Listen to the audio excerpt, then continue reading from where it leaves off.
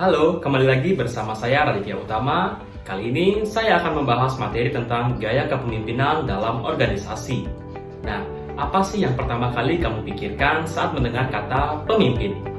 Apakah seorang yang bisa memimpin, seseorang dengan jabatan tinggi, atau orang dalam kelompok yang mengarahkan agar terciptanya keteraturan? Bisa jadi benar, karena kita manusia diciptakan sebagai makhluk sosial yang membutuhkan satu sama lain. Maka dari itu, manusia hidup berkelompok. Jadi sekarang saya akan menjelaskan materi tentang gaya kepemimpinan dalam organisasi.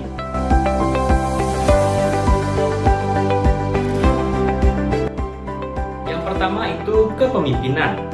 Apa sih itu kepemimpinan? Nah, kepemimpinan adalah seni memotivasi sekelompok orang dalam bertindak mencapai tujuan bersama. Kepemimpinan juga dapat diartikan sebagai cara untuk mengarahkan seseorang atau anggota organisasi dengan strategi untuk memenuhi kebutuhan serta tujuan kelompok atau organisasi. Kepemimpinan. Nah, kepemimpinan tentunya identik dengan kata pemimpin. Jadi, kepemimpinan itu tentunya berbeda dengan pemimpin.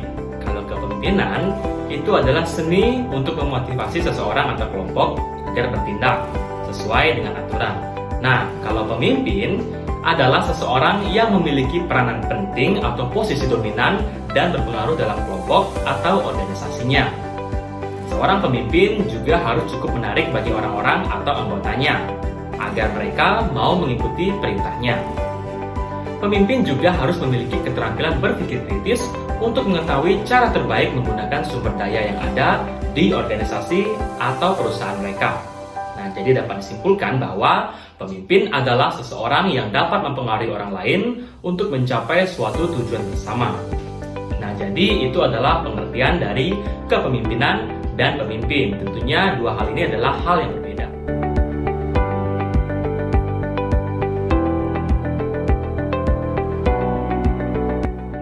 Kita akan berlanjut ke materi tentang kepemimpinan dalam organisasi. Kepemimpinan dalam organisasi itu apa sih? Nah, kepemimpinan dalam organisasi adalah sebuah proses di mana seorang pemimpin mempengaruhi dan memberikan contoh kepada anggota organisasinya dalam upaya mencapai tujuan organisasi atau tujuan bersama. Kepemimpinan menjadi salah satu faktor penting bagi keberhasilan sebuah organisasi. Kepemimpinan dalam organisasi akan menjadi lebih efektif jika seorang pemimpin telah mendapatkan rasa respek atau rasa hormat dari anggota organisasinya. Nah, tadi kan kita sudah membahas tentang kepemimpinan, pemimpin, dan kepemimpinan dalam organisasi. Nah, ngomong-ngomong, apa sih tujuan dari kepemimpinan dalam organisasi ini?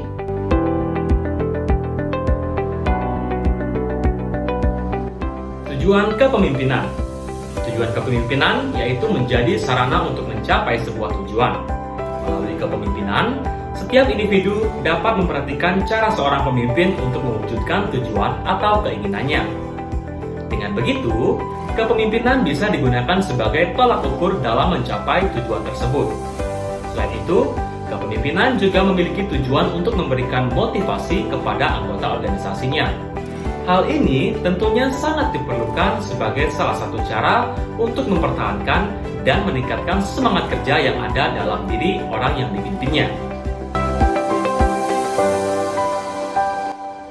Nah, tadi kan kita sudah membahas tujuan dari kepemimpinan ini. Tentunya seorang pemimpin dalam memimpin organisasinya pastinya memiliki gaya atau karakteristik tersendiri untuk memimpin sebuah organisasinya agar berjalan lancar.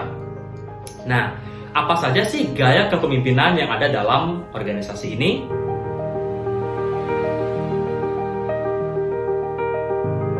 Yang pertama, otoriter. Gaya kepemimpinan otoriter adalah gaya kepemimpinan yang memusatkan segala keputusan dan kebijakan yang diambil dari dirinya sendiri secara penuh. Segala pembagian tugas dan tanggung jawab dipegang oleh si pemimpin yang otoriter tersebut. Sedangkan para bawahannya hanya melaksanakan tugas yang telah diberikan. Biasanya, karakteristik dari gaya kepemimpinan otoriter yakni tidak meminta atau menerima masukan dari orang lain untuk mengambil sebuah keputusan. kita lanjut yang kedua. Ya, demokratis atau partisipatif. Gaya kepemimpinan demokratis ini adalah salah satu gaya kepemimpinan yang paling efektif. Kelompok kerja dengan pemimpin demokratis cenderung lebih fleksibel, inovatif, dan bermotivasi tinggi dibandingkan dengan pemimpin yang otoriter. Tipe kepemimpinan demokratis lebih mengarah pada peningkatan moral dan produktivitas anggota kelompok. Karakteristik dari gaya kepemimpinan demokratis ini biasanya cenderung mendorong anggota untuk berbagi ide dan pendapat serta mendorong kreativitas anggota kelompoknya.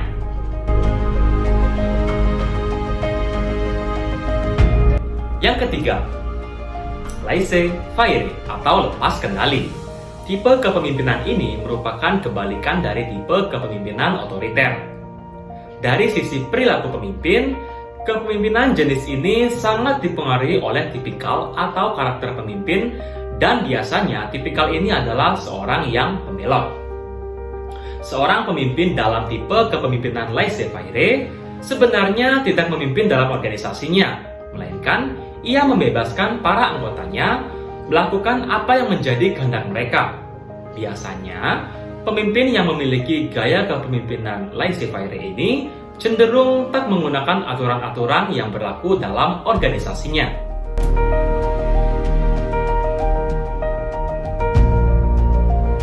Dan yang terakhir, yakni betul sekali, karismatik.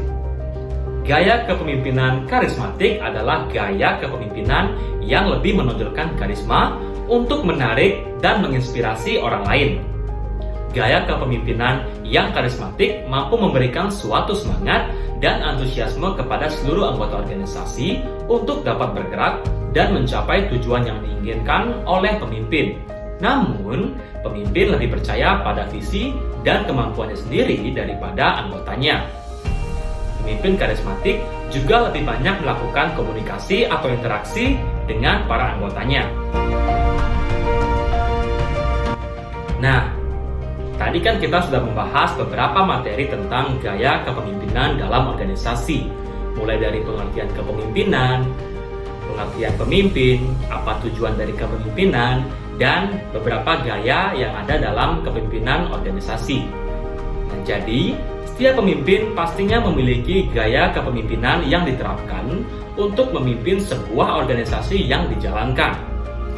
Tentunya, gaya kepemimpinan ini sangat berpengaruh dan sangat penting diterapkan oleh seorang pemimpin karena dapat mempengaruhi kinerja para anggota organisasi serta dapat mempengaruhi jalannya atau tujuan dari organisasi tersebut agar berjalan lancar dan sesuai keinginan bersama.